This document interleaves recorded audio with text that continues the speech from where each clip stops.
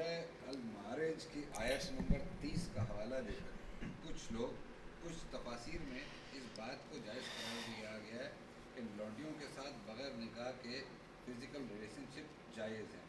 کیا یہ آج بھی جائز ہے؟ اور اگر نہیں تو اس حوالے سے احکامات کب آئے، اس کے نلیفائنگ احکامات کب آئے اور کہاں آئے؟ کیا قرآن مجید میں سورہ معارج میں اور سورہ مومنون میں بظاہر جہاں یہ کہا گیا ہے کہ ایک شخص اپنی بیویوں کے علاوہ اپنی لونڈیوں سے بھی فزیکل تعلق قائم کر سکتا ہے، کیا یہ حکم قیامت تک کے لیے ہے؟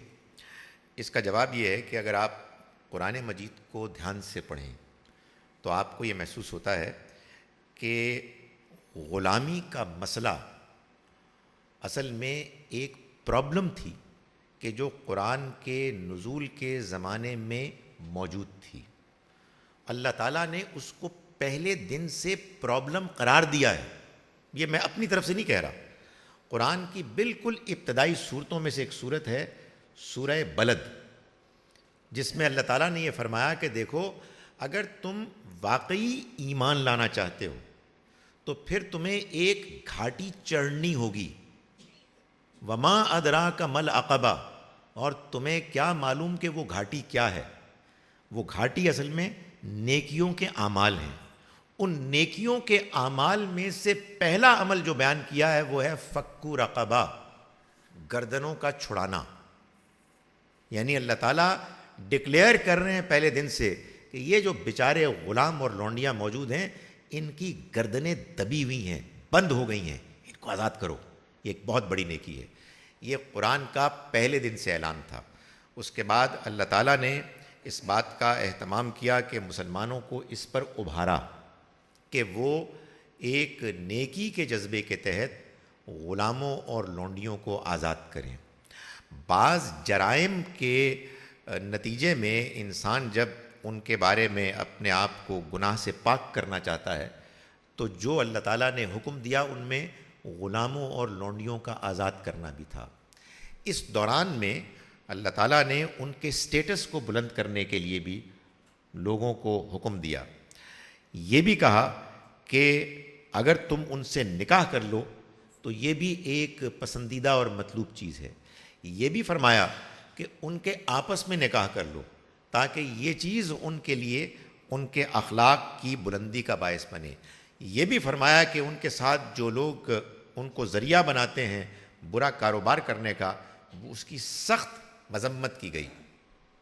لیکن چونکہ اللہ تعالیٰ کی اسکیم میں اس کو بالآخر ختم ہونا تھا، مگر اس سے پہلے جب تک وہ ختم نہیں ہوا بہرحال ایک قانون سازی کرنی تھی، تو اس کو اللہ تعالیٰ نے قرآن مجید میں بیان کیا. اور اس سے یہ معلوم ہوتا ہے کہ جب تک کوئی چیز اصلاح کے نتیجے میں اس حد تک نہ پہنچ جائے کہ جب اس کا خاتمہ ڈکلیئر کر دیا جائے، انٹرویننگ پیریڈ میں بہرحال اس کے لیے آپ قانون بنائیں گے کہ ان کے معاملے میں یہ حکم ہے، یہ چیز ابھی جائز ہے اور اس میں ان چیزوں کا خیال رکھنا ہے. دو باتیں قرآن مجید نے آخر میں ایسی بیان کی کہ جس سے معلوم ہوتا ہے کہ غلامی کو فوراً یا کچھ عرصے بعد ختم ہو جانا ہے. ان میں سے ایک چیز سورہ نور کا وہ حکم ہے کہ جس میں اللہ تعالیٰ نے فرمایا کہ اگر کوئی غلام لونڈی تمہارے پاس آئے مکاتبت کرنے کے لیے، مکاتبت کا مطلب ہے کہ وہ تمہیں آفر کریں کہ میری جو بھی قیمت ہے، غلاموں اور لونڈیوں کی قیمت ہوتی تھی، تم کو میں ادا کر دوں گا، کر دوں گی، مجھے آزاد کر دو اور پھر انسٹالمنٹس میں تم کو یہ رقم پہنچ جائے گی. فَكَاتِبُوهُمْ، تو اللہ نے حکم دیا کہ تم مکاتبت کر لو. اور مسلمانوں کو یہ کہا کہ اس مال میں سے جو اللہ نے تم کو دیا ہے ان کو ہیلپ آؤٹ کرو. اس کا مطلب کیا ہے؟ اس کا مطلب یہ ہے کہ جتنے ایبل باڈیڈ مرد اور عورتیں غلام لونڈیاں تھیں، اگر وہ اپنی اس خواہش کا اظہار کریں کہ ہمیں آزاد کر دیا جائے تو، اور اس میں ظاہر ہے کوئی ڈیل ہوگی، اس میں کچھ پیمنٹ ہوگی، تو مالکوں کو یہ کہا گیا ہے کہ تمہیں یہ کرنا ہے. اور مسلمانوں کو کہا ہے کہ تم ان کو ہیلپ آؤٹ کرو.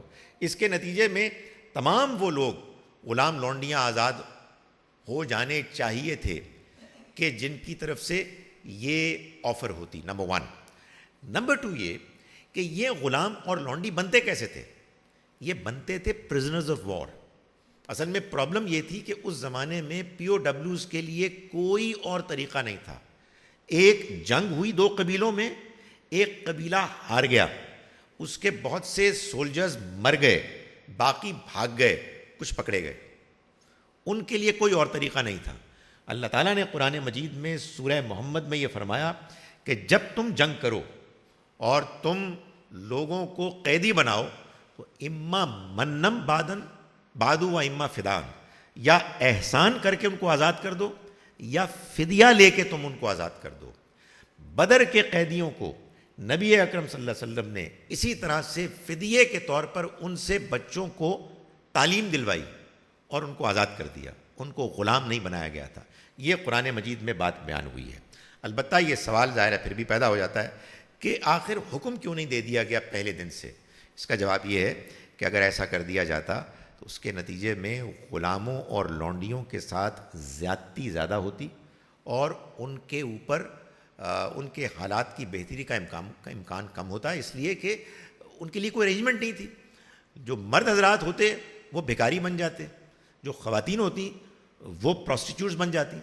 تو جب تک ارینجمنٹ نہیں ہوا اس وقت تک گریجولی ان کے حالات بہتر کیے گئے، اور بہتر کرتے کرتے وہ موقع آ گیا کہ جس موقع پر ان کو وہ 2 ایسے حکم دے دیے گئے کہ جن کے ملنے کے بعد اب غلامی بس ایک تھوڑے عرصے ہی کا معاملہ تھا. چنانچہ ہمارے ہاں جو لوگ قرآن مجید کو پڑھ کر ان آیات کو پڑھ کر سمجھتے ہیں کہ یہ آج کے دور میں بھی ہو سکتا ہے، سب سے بڑی رکاوٹ تو ان کے راستے میں قرآن مجید خود پیدا کرے گا کہ یہ غلام لونڈی کیسے آپ نے بنائے. اور دوسرا، اللہ تعالیٰ کی طرف سے ہمیں یہ بھی حکم ہے کہ جب ہم کوئی معاہدہ کریں، یا ایھا الذین آمنوا اوفوا بالعقود، تو اس معاہدے کی پابندی کرو. اب ہم سگنیٹریز ہیں اس انٹرنیشنل لاء کے کہ جس میں اب سلیوری کا خاتمہ ہو چکا ہے، اور اب کسی صورت بھی اس کو دنیا میں جائز قرار نہیں دیا گیا. ہم مسلمان بھی اس کے پابند ہیں، دین کے لحاظ سے بھی پابند ہیں اور دنیاوی معاہدات کے لحاظ سے بھی پابند ہیں. تو ان کو یہ بتا دیجئے کہ اس معاملے میں کوئی بہت زیادہ پر امید نہ ہو.